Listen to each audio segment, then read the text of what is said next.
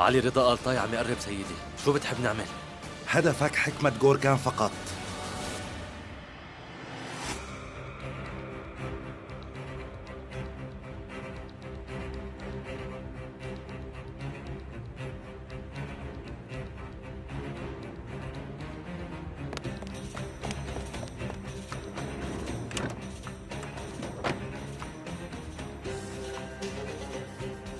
شو بدك نعمل سيدي؟ خلص يا ابني، الغوا المهمة انسحبوا.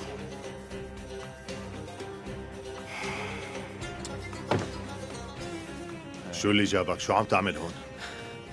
لحقتك لهون لحتى ورجيك قديش بنتك خالدة بتعني لي. حكينا بهالموضوع، يلا انزل انزل. ما جيت كرمال احكي، حضرتك مجبور تتحملني شوي.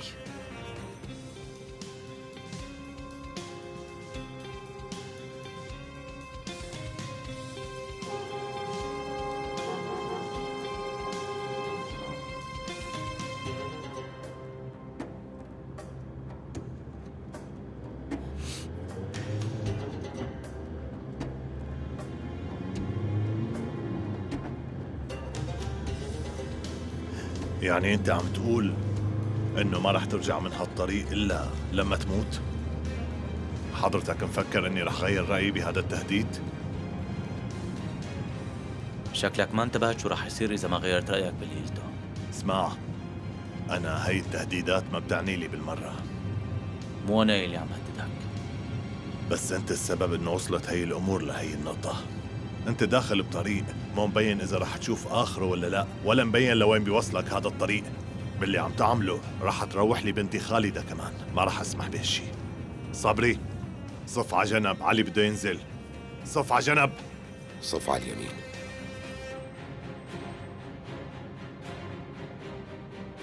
اللي عم عيشه هلا ما عشته من قبل،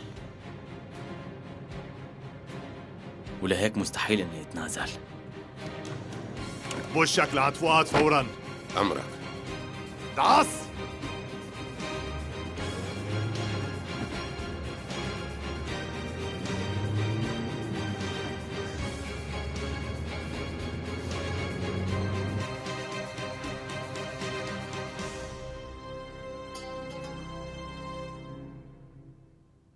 ساويتلك شاي بالأعشاب، بيريحك وبيهدي أعصابك. خالدة، برأيك أبوكي ماله على حق؟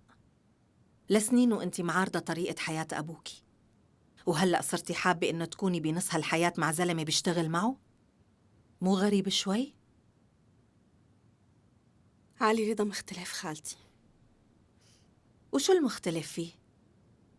الشغل اللي كان براق بيعمله بالزمانات مو علي رضا عم يعمله؟ علي رضا دخل بهالطريق كرمال ينتقم لأخته نهال، مو كرمال المال والقوة مثل براق. هذا أبشع. علي رضا كان عنده الحق يختار، بس براق ما كان عنده. براق شاف حاله بنص هالشغل، وشو ما صار ما بيتدخل.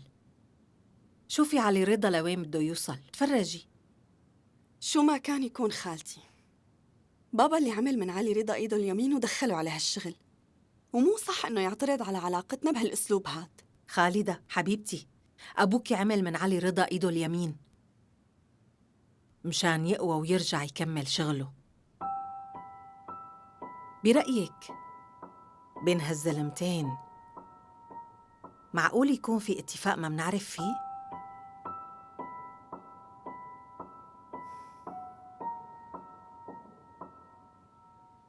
لشو هالحكي هلأ خالتي؟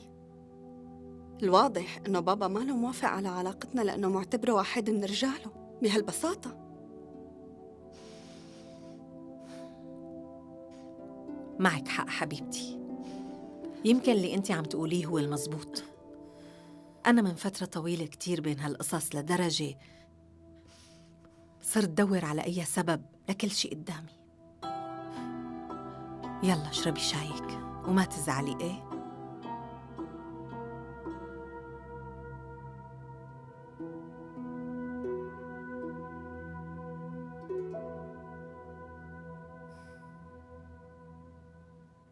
طاهر، سكرنا هلأ على مسألة تصفية حكمة غوركان. حالياً في مستجدات تانية سيدي. وصلنا خبر من الطباخ اسماعيل. فؤاد أرسوه يعمل له زيارة، واسماعيل انجبر إنه يعطيه اسم سيادتك.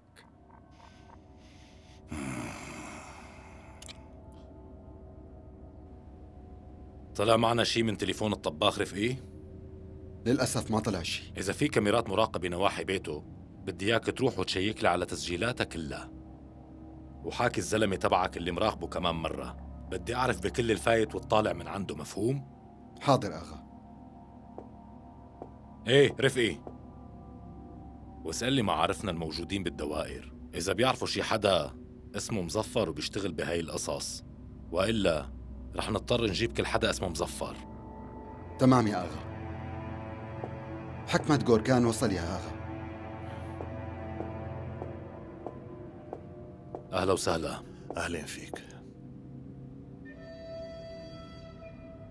خير فؤاد، شو اللي مستعجل بهالوقت المتأخر؟ علي رضا. شو بو؟ عامل مشاكل؟ وأنت شو بتقول؟ ما فهمت. أخي، ما عم اقتنع أنه علي رضا بهاي الفترة القياسية قدر ينجح بكل هاي النجاحات الكبيرة. برأيك ما في شي غريب بالموضوع؟ فؤاد، بلاها هالتلميحات وفوت بالقصة. ورا هذا الشاب في عتمة يا أخي، وأنا ما عم شوف.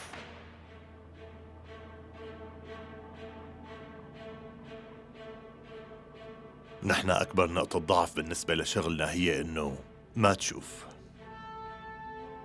أحياناً الأمور بتتطور بسرعة خيالية وبتسحبك لجواتها بسهولة لدرجة ما بتقعد بتشوف. يعني أنت بتقصد إنه نجاحات هذا الشاب طبيعية كتير، ما هيك؟ يعني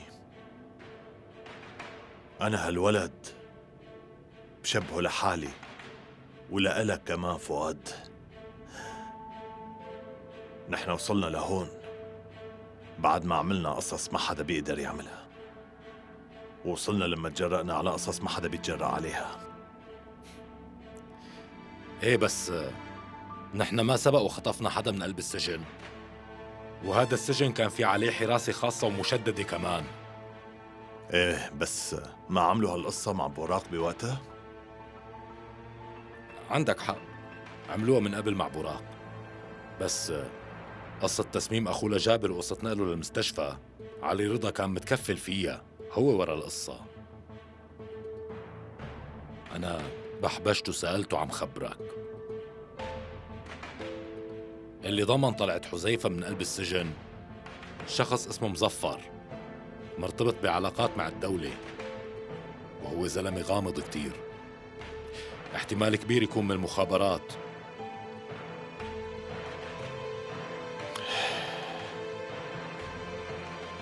فؤاد، هذا الاتهام كبير. إذا صحيح معناتها كلنا بخطر. بس بلا ما نشارك هاي القصة مع الشركاء قبل ما نصل للإثبات، لأنه راح ينمسح الأرض بسمعتي وسمعتك.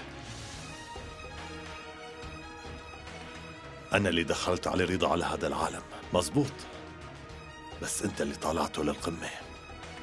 اعمل أي شيء ولاقي اللي اسمه مظفر. إذا طلع عندك حق بشكوكك، من حقي أنا أني حط رصاصة براس علي رضا.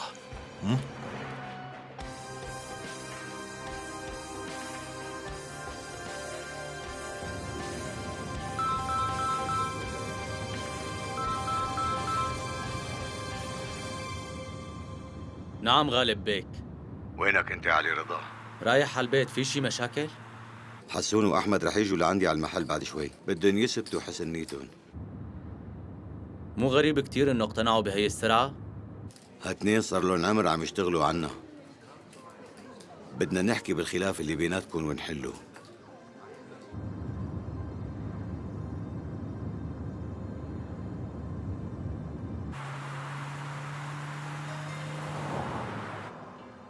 بدك يعني يجيب اسماعيل سيدي؟ أكيد بيكونوا عم يراقبوا البيت. نحن هلأ لازمنا مظفر. ما فهمت سيدي. بعد ما فؤاد قرب كل هالقد مستحيل يتراجع، ولحتى نشيل الشبهات اللي براسه عن علي رضا لازمنا مظفر.